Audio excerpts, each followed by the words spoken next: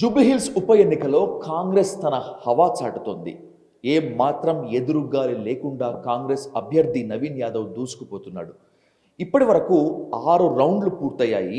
మొదటి రౌండ్లో కేవలం 47 ఓట్ల మెజారిటీతో ఉన్నటువంటి నవీన్ యాదవ్ రౌండ్కి దూసుకుపోతున్నాడు. అంటే సెకండ్ రౌండ్ ముగిసేటప్పటికి 2500, మూడవ రౌండ్ ముగిసేటప్పటికి 2900, నాలుగవ రౌండ్ ముగిసేటప్పటికి 3200, నాలుగవ రౌండ్ ముగిసేటప్పటికి 4200, అలాగే ఐదవ రౌండ్ ముగిసేటప్పటికి 5615, ఆరవ రౌండ్ ముగిసేటప్పటికి ఓవరాల్గా మెజారిటీ చూసుకుంటే 16,000 పైన ఉంది. సో విజయం డిక్లేర్ అయింది. ముందుగానే డయల్ న్యూస్ 2 రోజుల క్రితమే డయల్ న్యూస్ తన సర్వేలో చెప్పింది, జూబ్లీహిల్స్లో సైలెంట్ ఓటర్స్ మొత్తం అంతా కూడా తమ తీర్పుని ప్రభావితం చేయబోతున్నారు, తమ జడ్జిమెంట్ డేను ప్రభావితం చేయబోతున్నారు అని చెప్పి అన్నట్లుగానే సైలెంట్ ఓటర్స్తో పాటు న్యూట్రల్ ఓటింగ్స్ మొత్తం అంతా కూడా భారీ మెజారిటీని రేవంత్ రెడ్డికి, ముఖ్యంగా చెప్పుకోవాలంటే అభ్యర్థి నవీన్ యాదవ్కి ఇస్తున్నారు. 37,000 ఓట్ల వెనుకంజతో బీఆర్ఎస్ అభ్యర్థి మాగంటి సునీత వెనుకంజలో ఉన్నారు. ఇక బీజేపీ గురించి ఎంత మాట్లాడుకుంటే అంత తక్కువ, ఎందుకంటే డిపాజిట్ కూడా రానటువంటి పరిస్థితి. కేవలం 6,000 ఓట్లు మాత్రమే ఇప్పటి వరకు 6 రౌండ్లు ముగిసేటప్పటికి బీజేపీ అభ్యర్థి లంకల దీపక్ రెడ్డికి వచ్చాయంటే బీజేపీ ఏ స్థాయిలో అత్యంత అల్ప ప్రభావం చూపిందో చెప్పుకోవచ్చు. సో విజయం దాదాపు డిక్లేర్ అయిపోయింది. 6 రౌండ్లు ముగిసేటప్పటికి 16,000 ఓట్ల మెజారిటీతో నవీన్ యాదవ్ ఉన్నారు.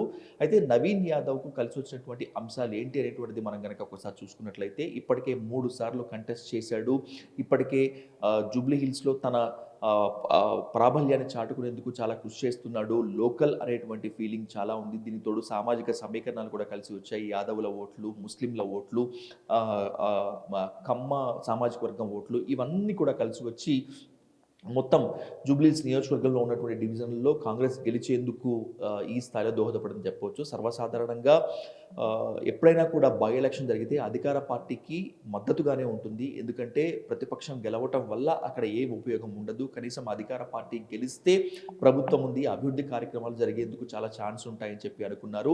సో ఇక్కడ కాంగ్రెస్ అధికారంలో ఉంది. బైపోల్కి వచ్చినప్పటికీ ఇంకా 2.5 ఏళ్ళు ఇక్కడ తెలంగాణలో కాంగ్రెస్ సర్కార్ అధికారంలో ఉండేటువంటి ఛాన్స్ ఉంటుంది కాబట్టి సో అభివృద్ధి జరిగేందుకు ఎక్కువగా ఆస్కారం ఉంటుంది. దీనికి తోడు ఇప్పటి వరకు నాకు విజయం రాలేదు, ఒక్కసారిగా ఆశీర్వదించండి, నేను మీ బిడ్డని, మీతో పాటు ఉంటాను, జూబ్లీహిల్స్ని అభివృద్ధి చేస్తాను, బస్తీల్లో ఉండేటువంటి ప్రజల యొక్క తలరాత మారుస్తాను అనేటువంటి నినాదాలతోటి నేను మీ బిడ్డని, నన్ను ఆశీర్వదించండి, ఈసారైనా నన్ను ఆశీర్వదించండి, ఈసారైనా మీ గుండెల్లో పెట్టుకోండి అనేటువంటి ఓ స్లోగన్తో ఎక్కువగా నవీన్ యాదవ్ ప్రజల్లోకి వెళ్ళాడు. ఖచ్చితంగా ఈసారి కాంగ్రెస్కు ఒక ఛాన్స్ ఇవ్వాల్సిందే. ఎందుకంటే 2023లో జరిగినటువంటి సార్వత్రిక ఎన్నికల్లో జిహెచ్ఎంసీ పరిధిలో కాంగ్రెస్ తన సత్తా చాటకుండా లేకుండా అయిపోయింది.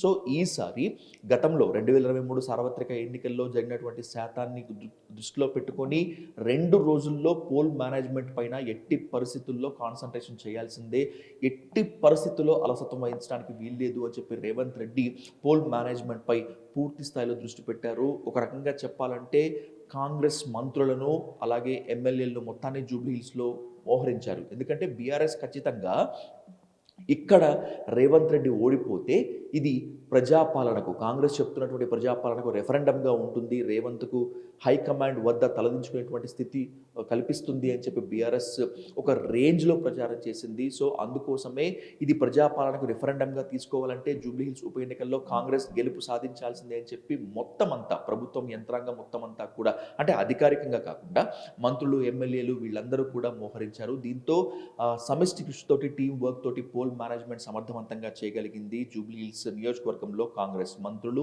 ఎమ్మెల్యేలు గ్రూపులుగా విడిపోయి ఈ డివిజన్లను పంచుకొని పోల్ మేనేజ్మెంట్ పైన కాన్సన్ట్రేషన్ చేస్తారు. పోలింగ్ ఇంకా 2 గంటల్లో ముగుస్తుంది, గంటలో ముగుస్తుంది అన్నప్పటికీ కూడా కాంగ్రెస్ తీవ్ర స్థాయిలోనే పోల్ మేనేజ్మెంట్ పై కాన్సన్ట్రేషన్ చేసింది. చివరి 2 రోజుల్లో బీఆర్ఎస్ అభ్యర్థి కాస్త వెనకబడినట్టు కనిపించింది. ఆ వెనుకబడినట్టు కనిపించినటువంటి ప్రభావమే 35,000 ఓట్ల వెనుకంజలో బీఆర్ఎస్ అభ్యర్థి మాగంటి సునీత ఉన్నారు. ఎలక్షన్ రోజు అధికార పార్టీ తమ పవర్ను ఉపయోగించి మొత్తం అంతా అధికార గణాన్ని చేతిలోకి తీసుకొని నాన్ లోకల్ అభ్యర్థులు ఎమ్మెల్యేలు మొత్తం జూబ్లీ హిల్స్ ఎన్నికల్లో మోహరించారని చెప్పి ఎలక్షన్ కమిషన్కు పదే పదే ఫిర్యాదులు చేశారు. బీఆర్ఎస్ అభ్యర్థిని మాగంటి సునీత అయితే ధర్నా చేసినటువంటి పరిస్థితి. ఆ రోజు సాయంత్రము నవీన్ యాదవ్ తండ్రి చిన్న శ్రీశైలం యాదవ్తో కూడా కొందరు ఘర్షణ పడినటువంటి పరిస్థితి. దానికి తగ్గట్టుగానే చిన్న శ్రీశైలం యాదవ్ కాస్త రియాక్షన్ అయినటువంటి పరిస్థితి. సో ఏది ఏమైనప్పటికీ కూడా జూబ్లీ హిల్స్లో విజయం ఇక ఖరారైపోయింది. జూబ్లీ హిల్స్ ఎమ్మెల్యేగా నవీన్ యాదవ్ తన కళను నెరవేర్చుకున్నారు. తనని డ్రీమ్ చేంజర్ అని చెప్పవచ్చు, ఇంకా చెప్పాలంటే గేమ్ చేంజర్గా చెప్పవచ్చు. సో ఏది ఏమైనప్పటికీ డైలీ న్యూస్ చెప్పింది నిజమైంది. 2 రోజుల క్రితం తన సర్వేలో చెప్పింది జూబ్లీ హిల్స్ ఖచ్చితంగా కాంగ్రెస్ వశమవుతుందని. మెజారిటీ పైనే ఇప్పుడు అందరి దృష్టి. 5,000 నుంచి 15,000 ఓట్ల మెజారిటీ మధ్య కాంగ్రెస్ గెలుస్తుంది, కాంగ్రెస్ అభ్యర్థి నవీన్ యాదవ్ గెలుస్తున్నాడని చెప్పి డైలీ న్యూస్ చెప్పింది. కానీ ఇప్పుడు సైలెంట్ ఓటింగ్, న్యూట్రల్ ఓటింగ్ ప్రకారం మెజారిటీ దాదాపు 20,000 వరకు వచ్చేటువంటి పరిస్థితి ఉంది. సో జూబ్లీ హిల్స్ లో ఎవరు గెలుస్తారనేటువంటి ప్రశ్నకు ఫుల్ స్టాప్ పెట్టేయాల్సిందే. జూబ్లీ హిల్స్ కాంగ్రెస్ తన ఖాతాలో వేసుకుంది. నవీన్ యాదవ్ తన కళను నెరవేర్చుకున్నాడు. ఒక మాటలో చెప్పాలంటే సీఎం రేవంత్ రెడ్డి పట్టిన పంతానికి పట్టుకి తన పరువుని నిలబెట్టుకున్నాడనే చెప్పవచ్చు. Stay tune to daily news.